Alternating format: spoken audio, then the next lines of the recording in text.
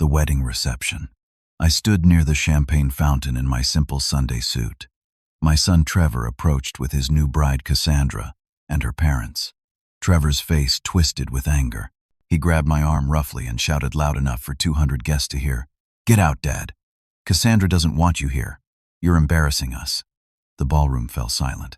Crystal glasses stopped clinking. The orchestra halted mid-note. I looked at my only child, the boy I raised alone after his wife died, and walked out without a word. I drove home through the mountain roads at dawn, still wearing my wedding suit. Sleep hadn't come. My hands gripped the steering wheel of my old truck so tight my knuckles went white. The highway cut through pine forests and rocky slopes, the kind of landscape I'd known my whole life here in Colorado. Every mile took me further from that ballroom, but I couldn't escape what had happened there. 28 years. That's how long I'd raised Trevor alone. His mother, my wife Sarah, died from complications after his birth. The doctors said it was rare. One of those things that shouldn't happen but sometimes does. I was 32 years old, holding a newborn baby and planning a funeral at the same time. The ranch became everything after that. It gave me purpose when grief tried to swallow me whole. It gave Trevor a home, a heritage, something solid to grow up with. I thought I was building something for him, teaching him values, showing him what hard work and dedication could create. Turns out I was wrong about a lot of things. 6 months earlier, I'd met Cassandra's family for the first time. Trevor had been dating her for about a year and wanted me to meet her parents before he proposed. They lived in Cherry Hills, one of those wealthy Denver suburbs where the houses have names instead of just addresses. The kind of place where the annual property taxes equal what most people make in a year. I remember pulling up to their mansion in my old pickup. The house was ridiculous. All white columns and marble steps, like someone had tried to recreate a southern plantation in the middle of Colorado. A valet actually tried to take my keys. I waved him off and parked on the street myself. Here's the thing. I could have dressed differently that day. I could have worn one of my good suits, driven one of the newer vehicles I kept for business meetings, presented myself as successful. But I wanted to see something first. I wanted to see how these people treated someone they thought was beneath them. So I wore my most worn jeans, the ones with actual dirt stains that wouldn't wash out. I put on a faded flannel shirt and my oldest boots. I spoke simply, dropped my grammar here and there, acted like a poor rancher barely scraping by. I wanted to see their real faces before the masks went up. What I saw disgusted me.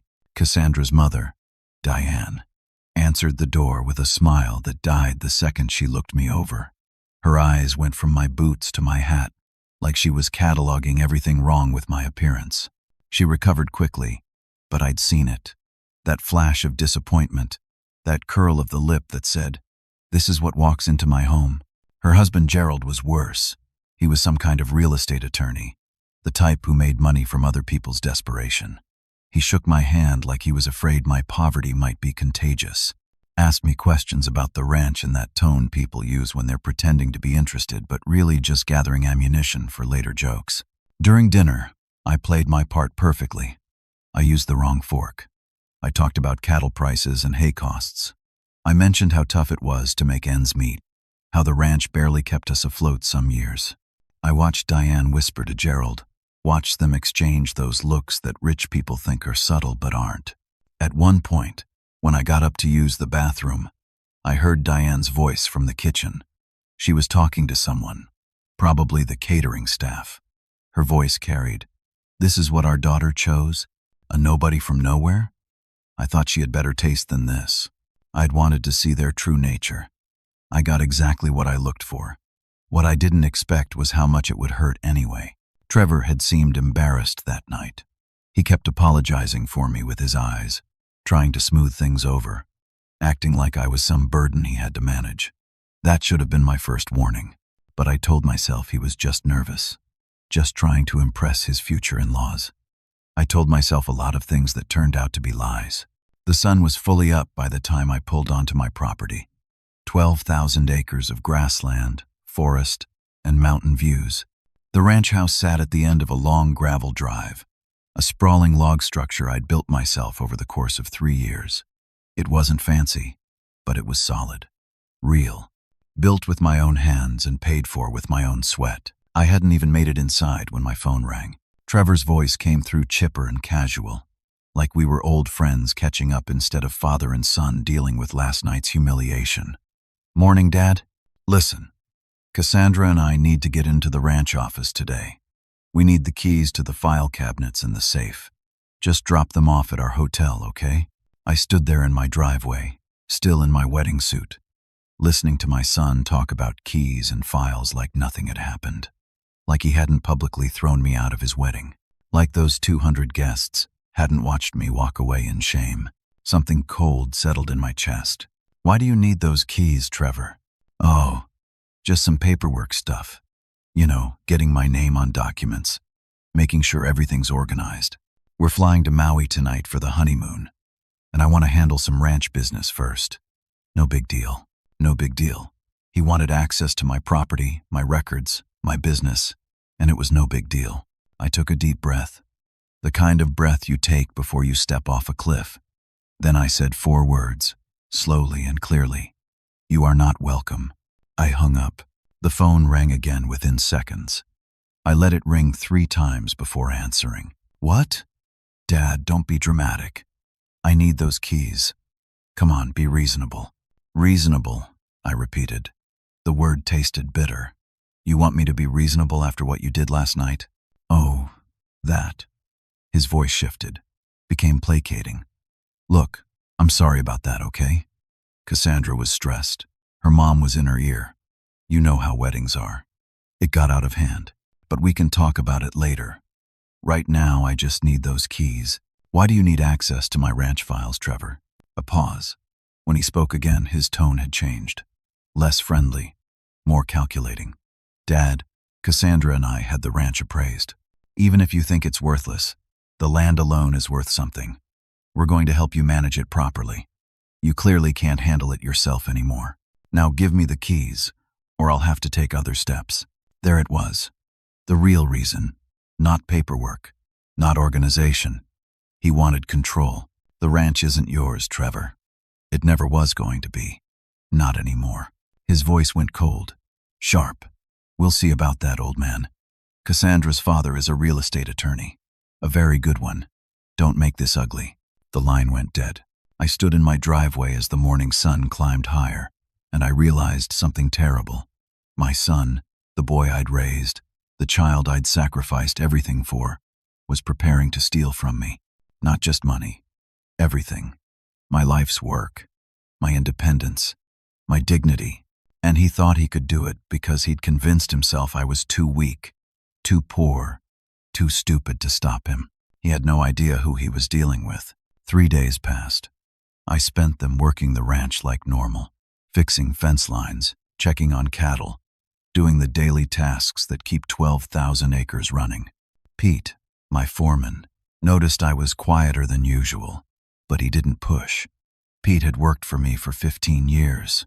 He knew when to give a man space. On the 4th day, a certified letter arrived. The return address was a law firm in Denver. Prestigious letterhead, heavy paper stock, the kind meant to intimidate.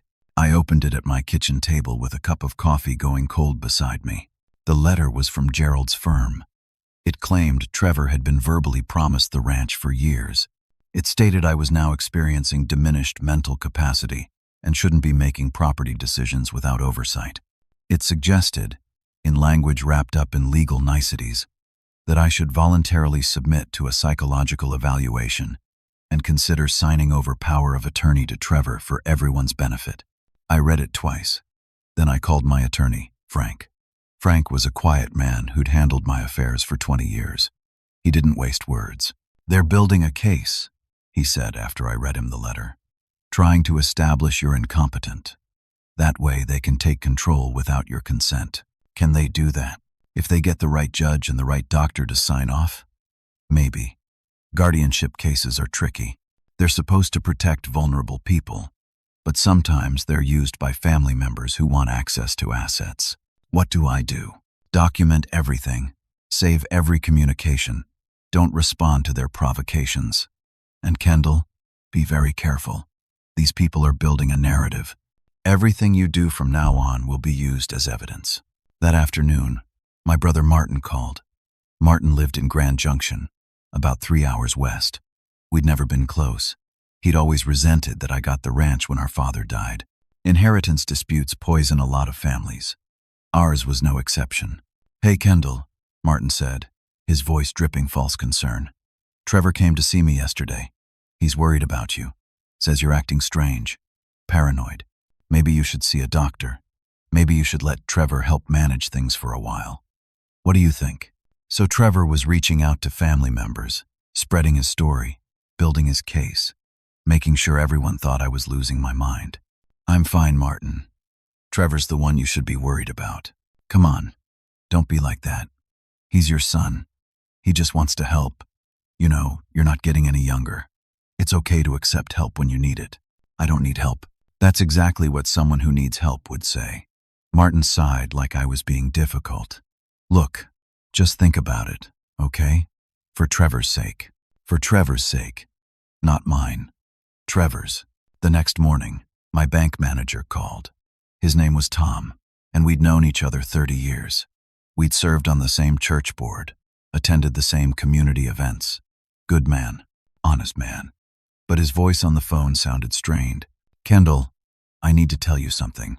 Someone's been asking questions about your accounts, trying to get information about recent transactions, looking for patterns they could call concerning. I didn't give them anything, but I thought you should know." "Who was it?" "I can't say officially, but it was someone claiming to be a concerned family member.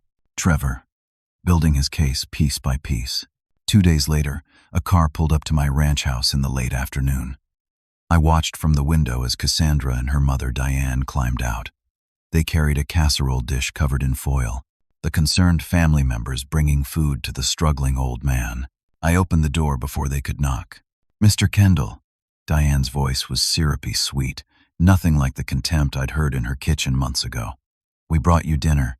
We know how hard this must be for you." "How hard what must be?" "Well, the wedding situation. Trevor told us about your episode. We understand you're grieving. It must be so difficult, watching your son start his own family, feeling left behind. We forgive you for leaving early." Episode. Grieving. Left behind. Every word carefully chosen to paint me as unstable. I let them in because I wanted to hear what came next. They set the casserole on my kitchen counter and looked around like they were cataloging the space. Diane's eyes lingered on the door to my office. "Trevor is so worried about you," Cassandra said. She was pretty, I'd give her that, but there was something calculating in her eyes, something that reminded me of a cat watching a mouse hole. "He says you're not thinking clearly about the ranch's future. We want to help." "Help how?" "Well," Diane jumped in. "My husband knows an excellent financial advisor. Very discreet, very professional. He could review your affairs, just to make sure everything's in order. Make sure no one's taking advantage of you. You'd be surprised how many older people get scammed these days."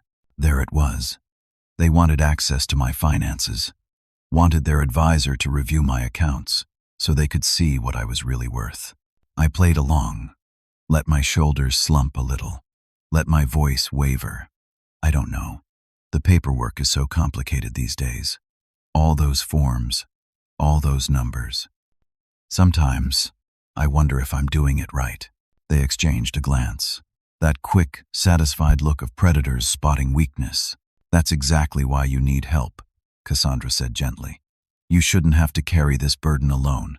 We're family now. Let us help you." Family. The word made me sick. They stayed for 20 minutes, pushing their agenda with smiles and soft voices. After they left, I walked out to the barn where Pete was working on a tractor engine. "Boss," he said without looking up, "those fancy folks just left. Saw them from here."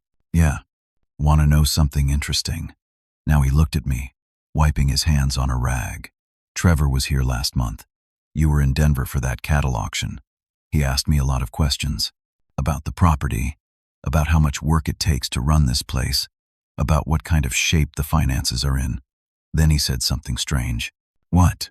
He said, "Once I get control of this dump, things are going to change around here." I asked what he meant. He said he had buyers lined up. Development company wants to turn this whole spread into luxury vacation homes. Said I should start looking for a new job because this place was going to be condos by this time next year. The tractor engine ticked as it cooled. Somewhere across the property, cattle lowed in the evening air. This land, this ranch, everything I'd built. Trevor wanted to pave it over and turn it into a resort for rich people from California. He said that? His exact words, boss. I didn't tell you before because I figured he was just talking big. Now I'm not so sure. I drove to Denver the next morning. Frank's office was in a modest building downtown, nothing fancy. That's how I liked my attorneys. More substance than style. I need you to do something for me, I said after explaining what Trevor was planning. I need you to make it look like I'm preparing to sign the ranch over to him. Draw up documents. Make them official looking. But don't file anything. Frank leaned back in his chair. You're setting a trap. I'm seeing how far he'll go. Kendall, if this goes wrong, if they get a court order before we can counter, you could lose everything. I know. But I need to see this through. I need to know for sure. He nodded slowly. I'll draft something. But I'm also going to prepare a counter strategy. Just in case. I left Frank's office and headed to the parking garage. That's when I saw Trevor's car. A brand new luxury sedan, gleaming black paint. Probably cost $60,000. Wedding gift from Cassandra's parents, I'd heard. He was sitting in it, talking on his phone. I walked past close enough to hear through his cracked window.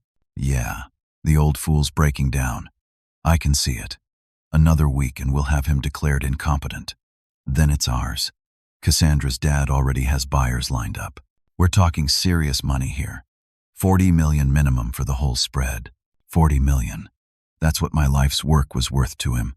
Not the legacy, not the land itself, not the heritage. Just a number. Just a payday. He glanced up and saw me. His face went blank for a second. Then he plastered on a smile, hung up the phone, rolled down his window. Dad, what are you doing in Denver?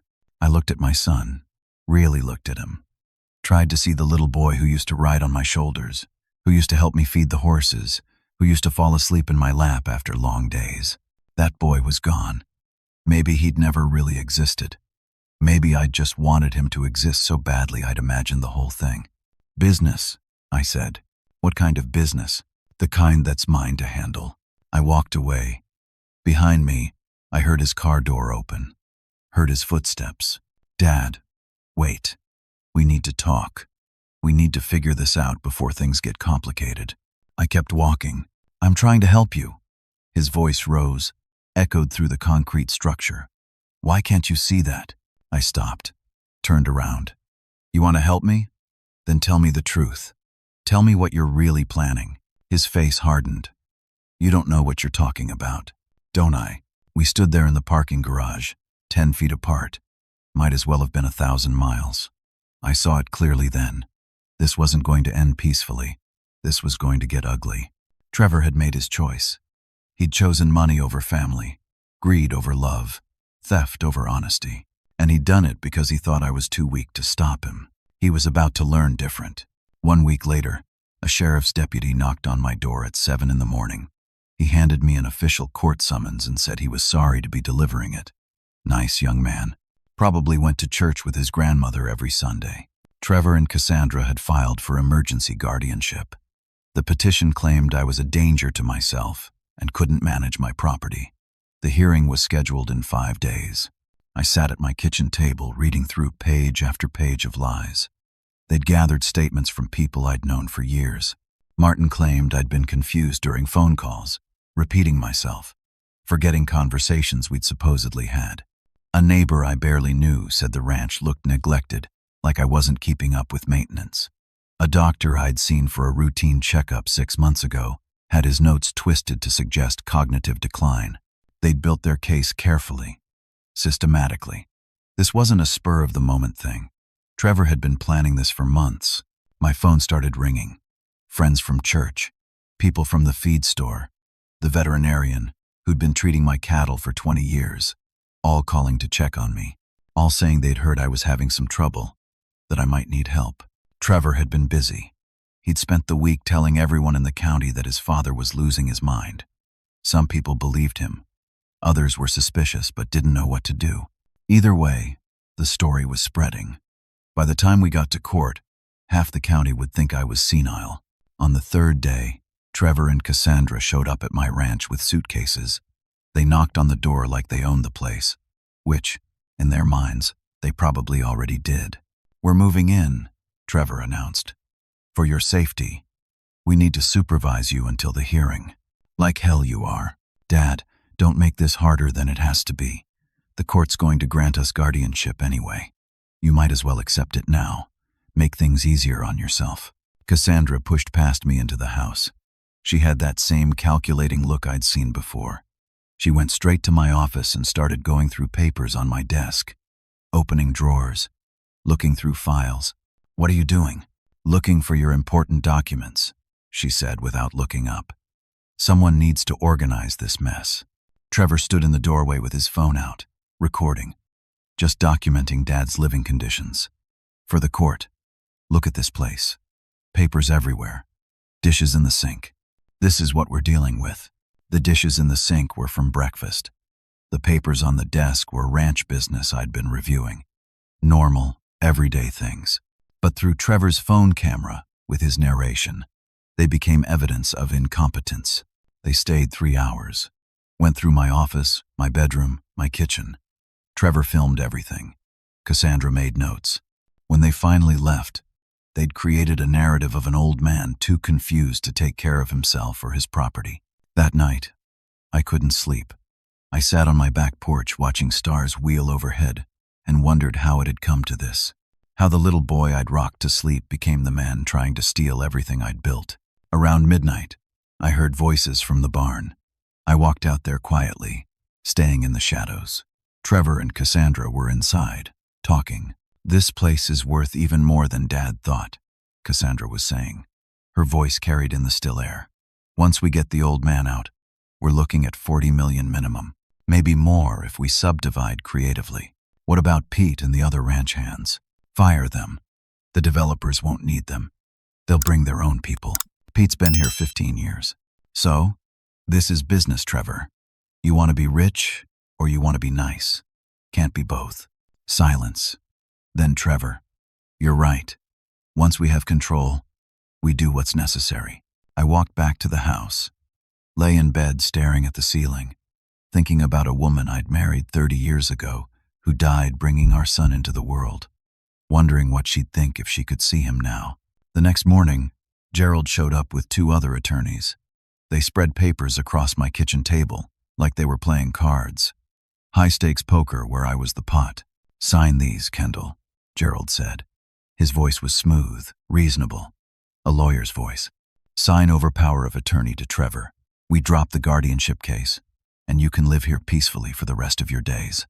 We'll take care of everything. We'll even give you an allowance. $2,000 a month. That's generous. $2,000 a month out of property worth 40 million. Generous." I picked up the pen. My hand shook, but not from fear, from rage. I looked at the documents. Legal language designed to strip me of everything. My rights, my property, my independence. "What happens if I don't sign?" "Then we go to court," one of the other attorneys said. "And we win. You'll be declared incompetent. You'll get nothing. No allowance. No say in what happens. You'll live out your days in whatever facility we choose, while we liquidate your assets to pay for your care. This way, at least you keep your dignity." I looked at Trevor. He sat at my kitchen table, in my house, on my land, and he couldn't meet my eyes. "Will you visit me?" I asked him. My voice came out old, wavering. "After you take over, will you visit your old dad sometimes?" Trevor glanced at Cassandra. She nodded slightly. He looked back at me with something that might have been pity or might have been contempt. "Of course, Dad. Every week. I promise." I set down the pen. "I need to think about it. Give me until tomorrow." Gerald slammed his hand on the table. Coffee cups jumped. "Tomorrow's too late. The hearing is in 2 days. Sign now, or we'll have you declared incompetent anyway, and you'll get nothing." The kitchen door opened. Pete stood there, out of breath like he'd been running. "Boss, the sheriff's here. Says someone called about a disturbance." I smiled for the first time in weeks. I called him. Gerald, Trevor, Cassandra, you need to leave my property now. The sheriff's going to make sure you do. Gerald's face went red. You're making a huge mistake, old man. Maybe, but it's my mistake to make. As they were escorted out, Trevor stopped at the door. He turned back, and his face was ugly with rage. All pretense of the concerned son vanished. You're going to lose everything, old man. Everything. We'll destroy you in court. You'll die alone in some state facility eating mashed food through a straw. This is your last chance and you're throwing it away. The sheriff put a hand on Trevor's shoulder. Time to go, son. I'm not his son. Not anymore. They left. I stood in my driveway watching 3 expensive cars disappear down the gravel road, trailing dust like smoke signals. Pete stood beside me. They're really doing this, boss? Yeah, they are. What are you going to do? Win. The county courthouse was a squat brick building that had seen better days. Built in 1950-something, it had that tired government look. Scuffed floors, fluorescent lights that hummed, bulletin boards covered in public notices nobody read. I sat alone at the defendant's table. That's what they called it, even though this wasn't technically a criminal trial. But it felt like one. Felt like I was the one accused of something. Across the aisle sat Trevor, Cassandra, Gerald, 2 other attorneys whose names I hadn't caught, and a psychiatrist they'd hired. They had a whole team. I had Frank. David versus Goliath. Except I was 62 years old, and Goliath had law degrees. The judge's name was Whitmore. He was around my age. Gray hair, tired eyes. He'd probably seen 1,000 cases like this. Family disputes wrapped in legal language. Children fighting parents over money. The American dream turned nightmare. We'll hear from the petitioners first, Judge Whitmore said. Trevor took the stand. He wore a suit I'd never seen before. Probably cost more than most people make in a month. He placed his hand on the Bible and swore to tell the truth. Then he proceeded to lie through his teeth. My father isn't the man he used to be, Trevor said. His voice cracked with emotion. Real tears gathered in his eyes. The kid should have been an actor. He forgets conversations. He makes irrational decisions. Last month, he nearly caused a fire on the ranch because he left the stove on. I'm terrified something terrible is going to happen if someone doesn't step in to help him. The fire story was complete fiction. But who was going to contradict him? Me? The supposedly incompetent old man? I know this is hard, Trevor continued, but I love my father. He raised me alone after Mom died. Now it's my turn to take care of him. That's all I want, to protect him from himself. The attorney questioning him asked about the ranch, about my behavior, about specific incidents. Trevor had an answer for everything, each one carefully crafted to paint me as confused, forgetful, dangerous to myself. When they asked about the wedding, Trevor wiped his eyes. I didn't want to ask him to leave, but he was behaving strangely, talking to people who weren't there. Cassandra's grandmother has dementia, and she recognized the signs. We were just trying to avoid a scene. It broke my heart, talking to people who weren't there. Another complete fabrication. Then came the psychiatrist, Dr. Raymond Carlisle, specialist in geriatric psychiatry. He'd never examined me, never met me, but he'd interviewed Trevor and Martin, reviewed statements from neighbors, and he had opinions. Based on the information provided, Dr. Carlisle testified, Mr. Kendall exhibits several concerning signs: memory problems, difficulty with complex tasks, possible paranoid delusions. In my professional opinion, he requires supervised care and should not be making significant financial or property decisions without oversight. Frank objected, pointed out the doctor had never actually examined me. Judge Whitmore sustained the objection but said he'd consider the testimony anyway. Martin took the stand next. My own brother. He wouldn't look at me. Kendall's been different for a couple years now, Martin said. Withdrawn. Paranoid. He calls me sometimes and says people are trying to steal from him. There's nobody trying to steal anything. It's all in his head. I love my brother, but he needs help. The lawyer asked if Martin had noticed any other changes. He's obsessed with money. Talks about it constantly. how much things cost, how much people make, who's trying to cheat him. It's not healthy. Our father was the same way before he died. Early onset dementia runs in families. Our father hadn't had dementia. He'd been sharp as a tack until a heart attack took him at 74. But Martin lied smoothly, confidently, like he believed his own words. Then came the financial evidence. Gerald stood up with a folder full of bank statements. My bank statements, which they'd somehow obtained. Your Honor, these show a disturbing pattern. Large withdrawals over the past 6 months. 50,000 here, 30,000 there. When asked about these withdrawals, Mr. Kendall couldn't provide clear explanations. This suggests confusion about his own finances, possibly someone taking advantage of him, or paranoid spending. Either way, it demonstrates he needs financial supervision. Every withdrawal had been for legitimate ranch business. New equipment, payroll for seasonal workers, supplies, normal business expenses for a 12,000-acre ranch. But Gerald made it sound suspicious, irrational, evidence of decline. The hearing lasted 3 hours. 3 hours of lies, distortions, and half-truths. 3 hours of watching my son and brother destroy my reputation. 3 hours of sitting silent while they painted me as a confused old man who couldn't be trusted with his own affairs. Finally, Judge Whitmore looked at me. Mr. Kendall, do you wish to testify? I stood slowly, played the part they expected, shuffled to the witness stand, fumbled with the Bible during the swearing in. Across the room, Trevor smirked. Frank approached me gently.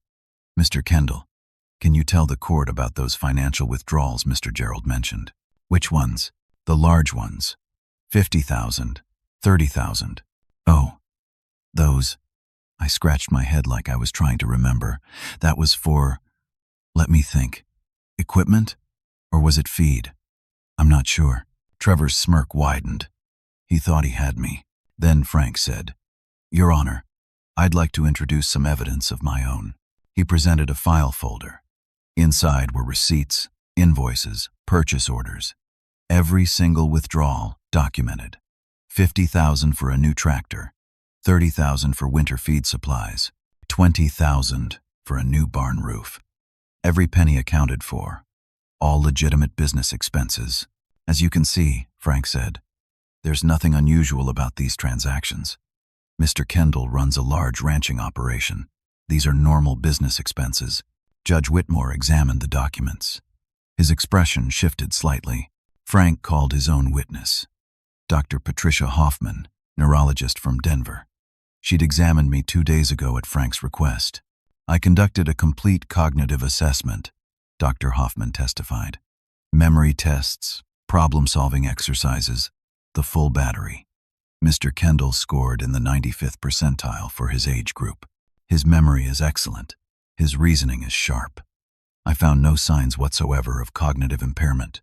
In fact, he's mentally sharper than most people 30 years younger. The courtroom's energy shifted. Trevor and Cassandra whispered frantically to Gerald. Then Frank dropped his bomb. Your Honor, I have recordings I'd like to enter into evidence. He played audio from my ranch's security system. Trevor and Cassandra in the barn, discussing their plan. Once we get the old man out, we're looking at 40 million minimum. Fire the ranch hands. The developers won't need them. This is business. Can't be nice and rich. The courtroom went silent. Judge Whitmore leaned forward. Trevor went pale as milk. Frank played more. Trevor talking to Martin about paying him to testify. Trevor discussing with Cassandra's family how to manipulate the guardianship hearing. Trevor laughing about how easy it would be to get the old fool declared incompetent. Every word, every plan, every lie, all recorded. Gerald shot to his feet. Your Honor, these recordings are inadmissible. They were obtained without consent. This is a violation of privacy laws. He argued for 20 minutes. Technical points about recording laws, consent, admissibility. His firm was powerful, well-connected in Denver legal circles. He cited cases, referenced precedents, made compelling arguments. Judge Whitmore listened. Then he said, I'm inclined to agree. These recordings, while disturbing, may have been improperly obtained. I'm excluding them pending further legal review. My heart sank. However, The judge continued. I'm also declining to grant guardianship. Mr. Kendall clearly has full cognitive function. The medical evidence supports this. But given the serious accusations and counter-accusations here, I'm issuing a temporary protective order. Mr. Kendall's accounts will be frozen, pending investigation. I'm appointing a temporary supervisor for the ranch to ensure everything is handled appropriately while we sort this out. Your Honor, Frank objected. My client has done nothing wrong. Freezing his accounts punishes him for defending himself. It's temporary, Counselor. 30 days.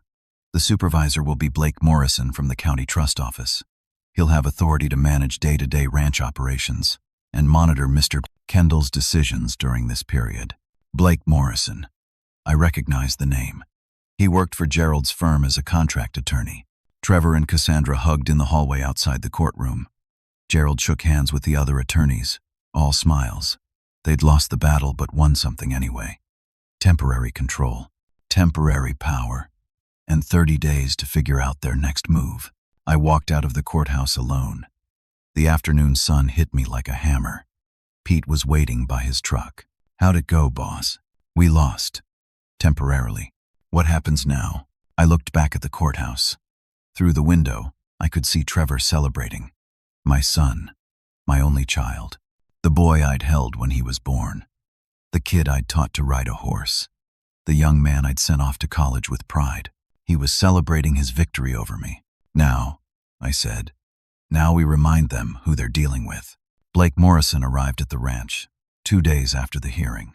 He was maybe 35, wore an expensive suit that looked ridiculous on a cattle ranch, and carried a briefcase like it was a shield. Mr. Kendall, he said, extending his hand. I'm here to help facilitate a smooth transition during this supervisory period. I didn't shake his hand. You work for Gerald. I'm an independent court appointee. You work for Gerald's firm as a contractor. I looked you up. His smile faltered. My professional associations don't impact my ability to fairly supervise this situation. Right. Trevor and Cassandra pulled up 5 minutes later. They'd been waiting down the road. Probably got a text from Blake saying the coast was clear. Dad, Trevor said, not meeting my eyes. We're here for the full inventory. Blake needs to catalog all ranch assets per the judge's order. They went straight to my office. Blake opened the safe, using authority from the court order. Inside were documents I'd kept secure for 20 years. Business contracts, property deeds, legal agreements. Blake pulled out the first folder and his eyes went wide. Mr. Kendall, what is this? Natural gas rights contract. It says here you sold the natural gas rights to this property for. He trailed off, checking the figure. $18 million, 5 years ago. Trevor grabbed the document. What? Dad, you told me we didn't have any natural gas deposits. I said we didn't have natural gas wells. We don't. I sold the rights, not the actual gas. The company pays me whether they drill or not. Cassandra was going through other files. Blake, look at this. A conservation easement. Paid $6 million. And these are water rights leases. $300,000 per year. Blake kept pulling documents. Each one revealed another asset, another income stream, another piece of wealth they hadn't known existed. The ranch wasn't a struggling family farm barely breaking even. It was a sophisticated business operation generating millions. Trevor's face cycled through emotions. Shock, confusion, then understanding, then rage. You lied to us. You pretended to be poor. I never said I was poor. You assumed it. There's a difference. You let us think the ranch was worthless. I let you show me who you really were. Cassandra turned to Blake. Where is this money? In various accounts, apparently. I'll need to trace all of them, none of which you have access to. I said quietly. Those accounts are in my name, properly managed, legally sound. The judge froze my operating accounts, not my investment accounts. Blake pulled out his phone, called someone, probably Gerald, spoke in hushed tones. Gerald arrived within 2 hours. He was furious but trying to hide it behind professional composure. He'd realized the same thing I'd just revealed to everyone else. This wasn't a case about a struggling old man losing his grip. This was a case about considerable wealth, and he'd miscalculated badly. Mr. Kendall, Gerald said, his voice tight. You've been less than forthcoming about your financial situation. I've broken no laws. Every contract is legal. Every penny is properly taxed. Every account is legitimate. Playing games with the court is a serious matter. I haven't played games with anyone. You made assumptions. Your mistake, not mine. Gerald pulled Blake and Trevor aside. They huddled in my driveway for 20 minutes. When they came back, Gerald's expression had hardened. Here's what's going to happen, he said. We're filing additional motions, fraud, financial elder abuse, claiming you manipulated Trevor. We have connections with the district attorney's office. We'll tie you up in court for years. Legal fees will drain every account you have. You'll die broke, fighting battles you can't win. I met his eyes. Do what you think you need to do. They left, but the ranch felt violated now. They'd been through my papers, my files, my private business. They knew what I was worth. And now they were more dangerous than ever because the stakes had gotten so much higher. That evening, Pete found me on the back porch. Boss, I saw Blake talking to some guys by the north fence. Suits. They were walking the property line, taking measurements. I asked what they were doing. Blake said it was official business. What kind of guys? Real estate developers, I think. They had that look, talking about lot sizes and access roads. So even with the conservation easement protecting 8,000 acres, Blake was already working angles on the remaining 4,000, finding ways to monetize my property before I'd even lost control of it. The stress was getting to me. I felt it in my chest, tight and painful. That night, the pain got worse. Sharp, squeezing, radiating down my arm. I tried to breathe through it, told myself it was just stress, just anxiety. Pete found me on the kitchen floor at 2 a.m. He'd come to check on me because my bedroom light was still on. Boss, don't move. I'm calling an ambulance. No ambulance. Just help me up. The hell I will. You're having a heart attack. It's not a heart attack. Yeah. Well, let's have actual doctors figure that out. The hospital was 40 minutes away. I spent the drive trying not to think about dying, about Trevor getting everything by default, about my life's work ending up as luxury condos. The emergency room doctor was a young woman who looked like she should still be in high school. She examined me, ran tests, monitored my heart. Not a heart attack, she finally said. Severe stress-induced angina. Your heart is fine structurally, but the stress is creating symptoms that mimic cardiac events. You need to reduce your stress levels immediately, or next time it might be the real thing. Kind of hard to reduce stress in my situation. Then, change your situation. Whatever's causing this, it's not worth dying over. They kept me overnight for observation. I lay in that hospital bed staring at ceiling tiles and wondering if she was right. Maybe I should just give up. Sign the papers. Let Trevor have the ranch. Live out my remaining years in peace instead of fighting a battle that might kill me. Around noon the next day, I had visitors. Trevor and Cassandra. They didn't knock, just walked in like they had a right to be there. Dad, Trevor said. No emotion in his voice. Flat. Cold. You could die. Any day now. At your age. Is this really how you want to spend your final years? Fighting us in court? Sign everything over, and we'll make sure you have the best care. Refuse, and we'll make sure you die alone and broke. Cassandra stood behind him, arms crossed. You did this to yourself. If you'd just been honest from the start, none of this would have happened. I looked at them, really looked at them. My son and the woman he'd chosen, both of them willing to threaten a man in a hospital bed, both of them so consumed by greed they couldn't see how ugly they'd become. Get out, I said quietly. Dad, be reasonable. Get out of my room. Get out of this hospital. Get out of my life. You're making a mistake. The only mistake I made was thinking you had a shred of decency left. Trevor leaned close. His breath smelled like coffee and spite. You're going to lose everything, old man. We're going to take it all, and there's nothing you can do to stop us. A nurse appeared in the doorway. She must have heard voices. Excuse me. Visiting hours are restricted. You need to leave.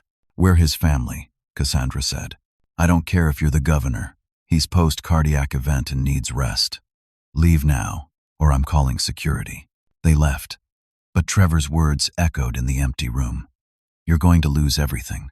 Maybe I was. Maybe fighting was pointless. Maybe I should just let go. I closed my eyes.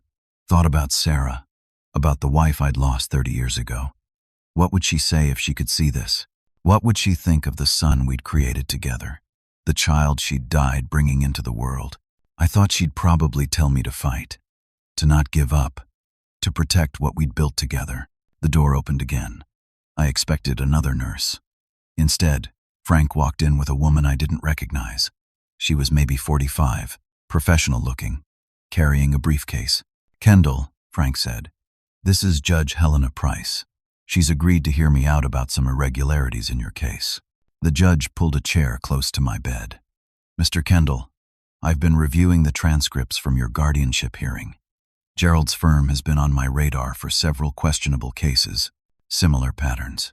Wealthy, older individuals, complicated family dynamics, questionable psychiatric testimony, judges who seem unusually favorable to Gerald's motions. You think the hearing was rigged? I think Gerald has been exploiting the guardianship system for years, using it to help family members seize assets from relatives they've deemed inconvenient. Your case fits the pattern. But here's the thing, Mr. Kendall. I can't just step in without cause. I need you to tell me everything, from the beginning. No holding back." I looked at Frank. He nodded, so I told her. Everything. The test I'd set up when I met Cassandra's family. Trevor's reaction at the wedding. The phone calls and threats. The lies in court. The recordings Blake had been excluded. All of it. Judge Price listened, without interrupting. When I finished, she sat back. "Mr. Kendall, I'm going to look into this, but I need you to do something. I need you to stop playing games. Stop being clever. Stop setting traps. If there's evidence of wrongdoing, we'll find it through legitimate channels. But if you keep manipulating the situation, even with good intentions, you're going to muddy the legal waters so badly no judge will be able to help you. What should I do? Tell the truth. Cooperate fully. Let the system work the way it's supposed to. Can you do that?" I thought about Trevor, about the threats, about everything they'd done. My instinct was to fight back, to be smarter, to outmaneuver them. But maybe that's what got us here in the first place. Maybe I'd been so busy being clever I'd forgotten to just be honest. "Yeah," I said, "I can do that." 1 week later, emergency court session. Judge Price presiding instead of Judge Whitmore. The courtroom was fuller than before. Word had spread about the case. Local media was there. People from town who'd known me for decades. Even some of my ranch hands, sitting in the back rows for support. Trevor, Cassandra, and Gerald sat across the aisle. They looked confident. Why wouldn't they? They'd won the first round. They had a temporary supervisor in place. They had momentum. They didn't know what was coming. Judge Price took the bench. "This court is now in session. Before we proceed with routine matters, I have some concerns about this case that need to be addressed." Gerald stood. "Your Honor, with respect, Judge Whitmore is assigned to this matter. Judge Whitmore has recused himself. I'll be handling this case going forward." "On what grounds?" "On grounds that an ethics complaint was filed regarding his connections to your firm and other irregularities. Now sit down, counselor, or I'll hold you in contempt." Gerald Saturday. But his jaw was tight. "Mr. Kendall," Judge Price continued, "your attorney has filed a countersuit. Care to explain?" Frank stood. "Your Honor, we're suing Trevor Kendall, Cassandra Kendall, Gerald Pierce, and his entire law firm for fraud, attempted theft, conspiracy, and elder abuse." The courtroom erupted in whispers. Judge Price banged her gavel. "Furthermore," Frank continued, "we have significant evidence of a coordinated scheme to illegally seize my client's assets, using the guardianship system as a weapon." "That's absurd." Gerald was on his feet again. "My firm has an impeccable reputation. Then you won't mind if I present our evidence." For the next 2 hours, Frank laid it all out. Security camera footage of Trevor and Cassandra discussing their plans. Bank records showing Martin received $5,000 from Trevor the day before his testimony. phone records showing communications between Gerald and Judge Whitmore that went beyond normal attorney-judge interactions. Email correspondence that proved Blake Morrison was working for Gerald's interests, not as an independent supervisor. Frank called witnesses. The nurse from the hospital who'd heard Trevor threaten me. Pete, who testified about Trevor's plans to sell the ranch to developers. Tom from the bank, who explained how someone tried to pressure him for confidential information about my accounts. Then Frank revealed something I hadn't known about. He'd hired a private investigator who discovered this wasn't Gerald's first case like this. 5 other instances in the past 3 years. Elderly clients with substantial assets, family members who wanted control, guardianship petitions filed by Gerald's firm, judges who ruled in their favor, assets seized, property sold. This is a pattern, Your Honor, Frank said. A system of exploitation. My client is just the latest victim. The difference is, he fought back.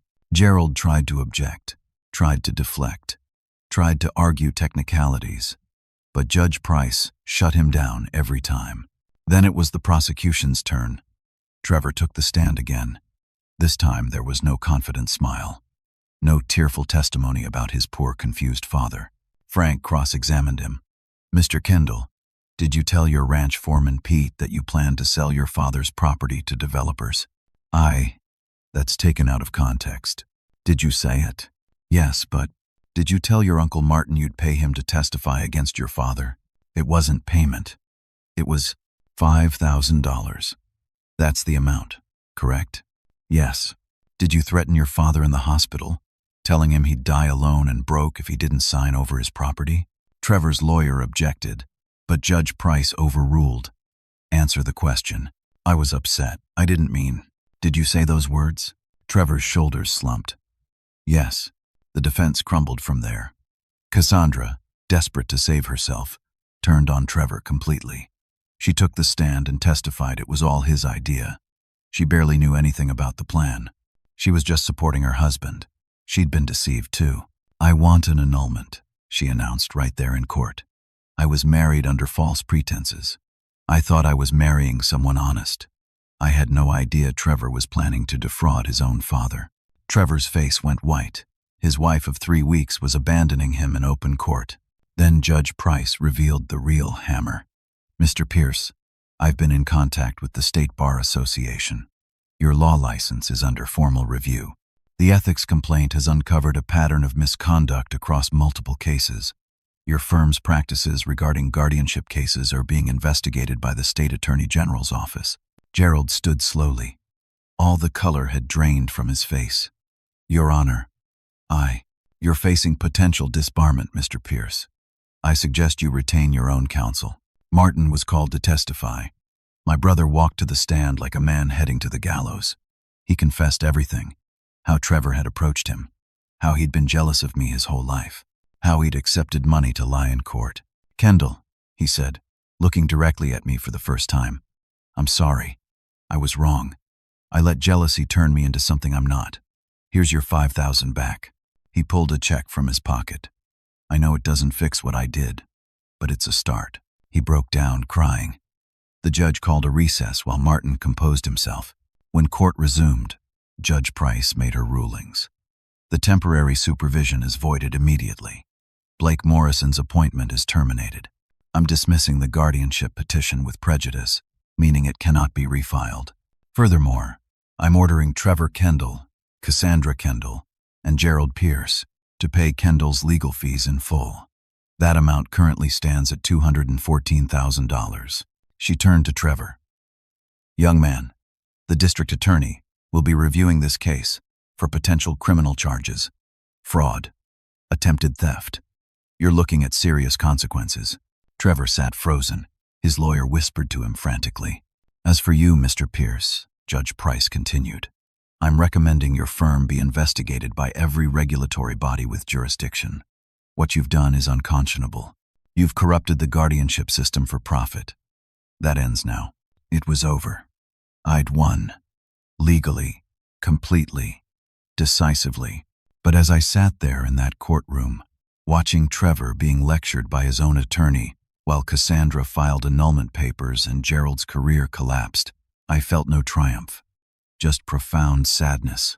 Outside the courthouse, reporters swarmed.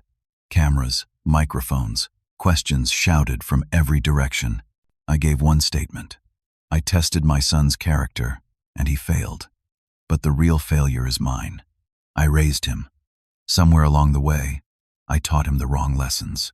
I wanted him to value hard work and honesty.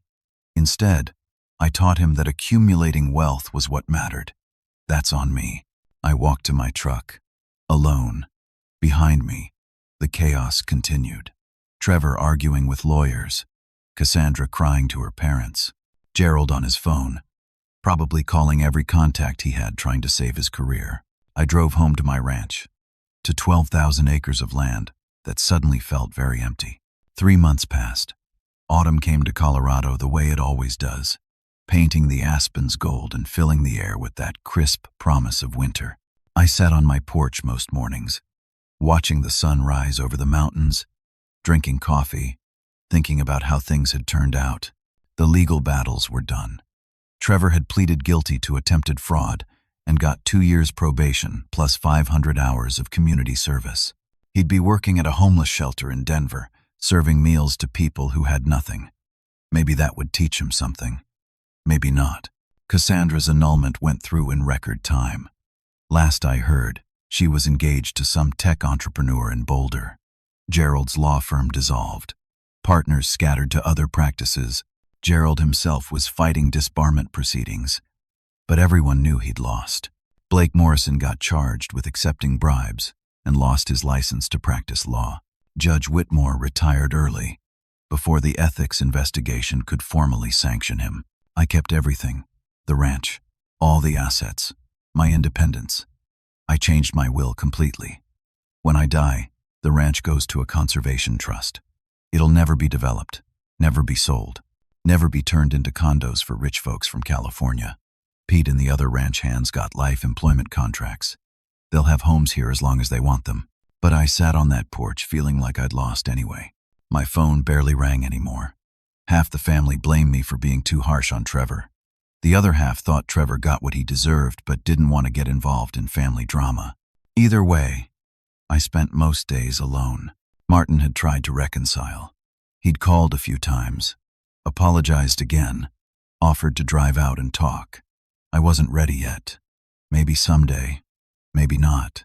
Betrayal leaves scars that don't heal easy. Around mid-October, I heard a truck coming up the long driveway. I didn't recognize the vehicle at first. Then Trevor stepped out. He looked different, thinner, older.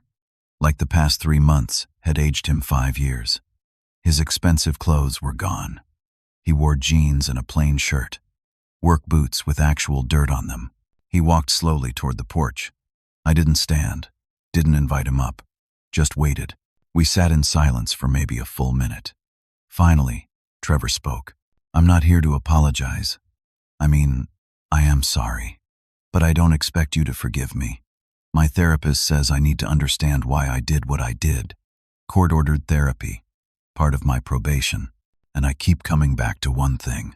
I waited. You tested Cassandra's family. You pretended to be poor when you met them. You wanted to see if she'd married someone who cared about money more than people. You were right. But Dad, why didn't you ever test me? Why didn't you ever wonder if I loved you or just your money? The question hit harder than I expected.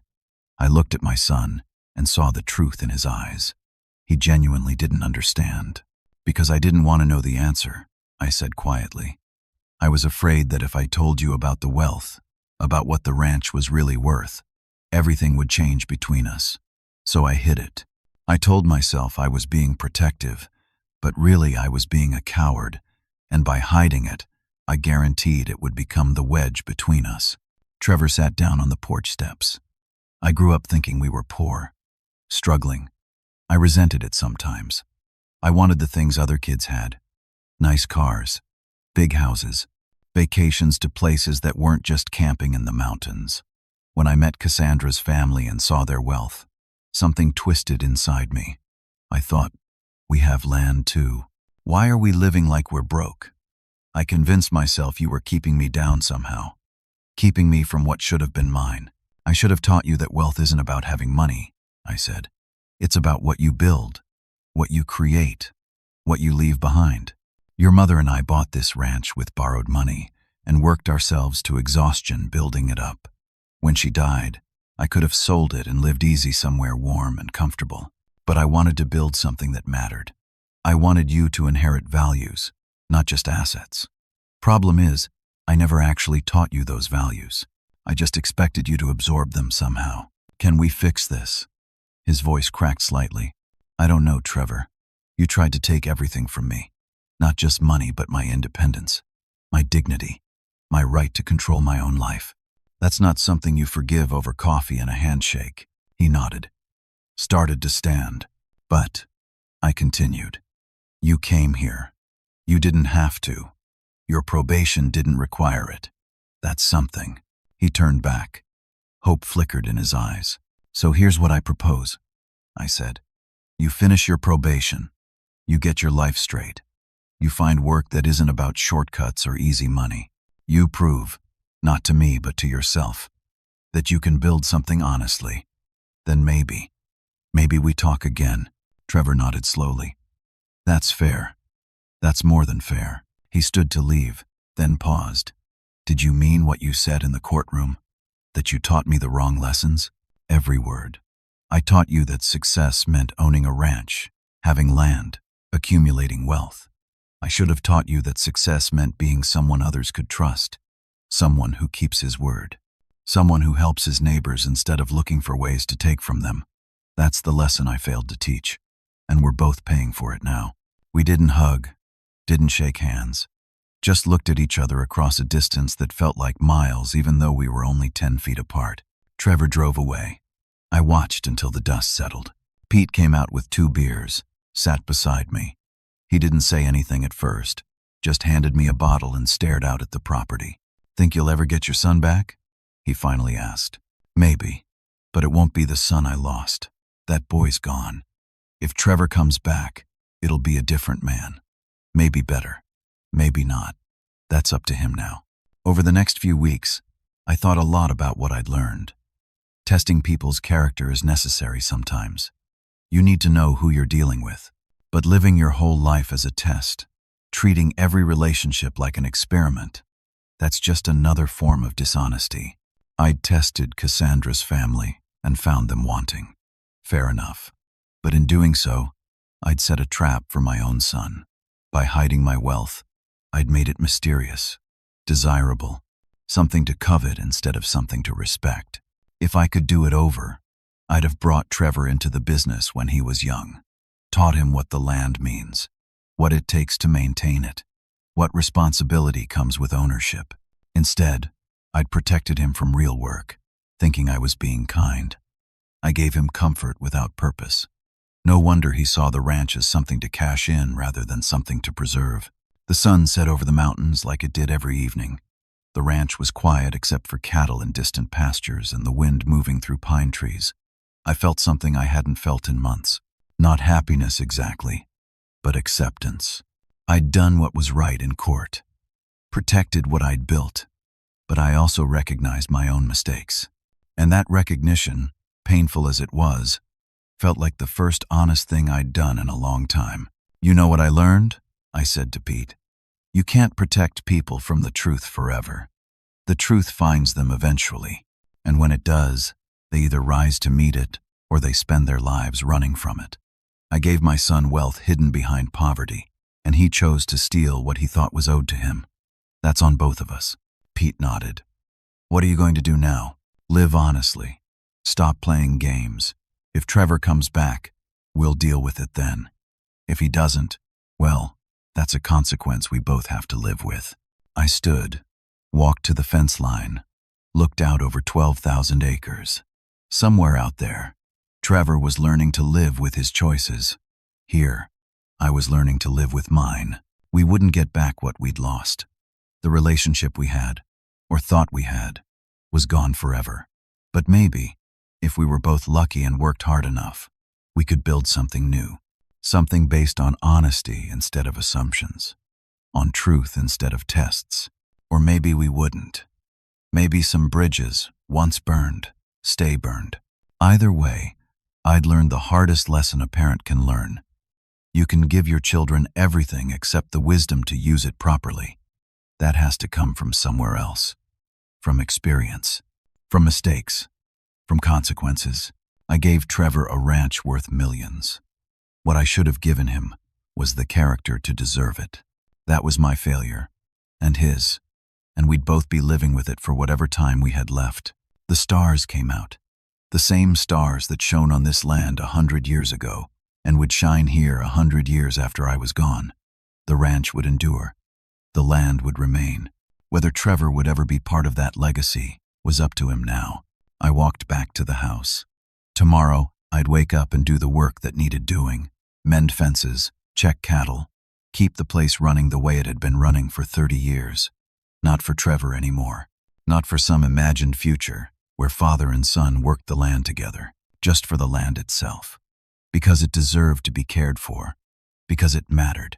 Because some things are worth preserving even when the people you wanted to share them with are gone. That was the lesson. The one I'd learned too late to save my relationship with my son, but maybe not too late to share with you. So, let me ask you something. Have you ever tested someone you loved, only to find out the test itself damaged the relationship? Have you ever hidden the truth, thinking you were protecting someone, only to discover the hiding caused more harm than the truth ever could? Have you ever had to choose between being right and being at peace? If you've dealt with family betrayal, with children who disappointed you, with the pain of watching someone you raised become someone you don't recognize, leave a comment below. Share your story. Maybe together we can figure out where the line is between protecting what's ours and pushing away the people we love. And if this story meant something to you, if it made you think about your own relationships differently, hit that like button. Subscribe to hear more stories about real people dealing with real problems. Share this with someone who might need to hear it. Because sometimes we all need reminding that wealth without character is worthless, and family without honesty is just people related by blood. Thank you for listening to an old rancher talk about his regrets. I hope you learned from my mistakes better than my son learned from my lessons. Take care of yourselves. Take care of each other. And remember, the truth might hurt, but lies hurt worse in the end.